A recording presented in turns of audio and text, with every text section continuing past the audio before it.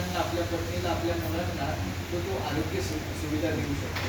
आणि ती झाल्यामुळं खऱ्या अर्थाने या संघटनेत आल्यानंतरचं जे कार्य करायचं होतं ते बऱ्यापैकी मोठ्या स्वरूपात झालं आणि ती वाढणारच आहे. त्यांची काही त्यांची देखील वाघोली डॉक्टर असोसिएशन देखील आहे, त्यांच्याशी देखील बोलणं चालले.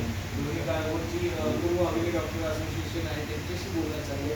त्यांच्याशी बोलणं करून निदान आपण आपल्या कुटुंबियांना बाकी गोष्टी नाही देऊ शकतो, निदान दवाखाना तरी आपण आपल्या कुटुंबियांसाठी मोफत करता येईल का या संघटनेच्या माध्यमातून एवढा प्रयत्न आपण नक्कीच करूया.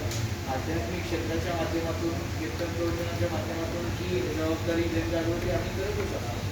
शिक्षक या नात्याने मी जसं इथं प्राध्यापिका बसलेल्या आहेत, आमचे वाळेकर सर प्राध्यापक आहेत, म्हणजे पत्रकारितेच्या माध्यमातून एक आदर्शवर आपण वागतच असतो.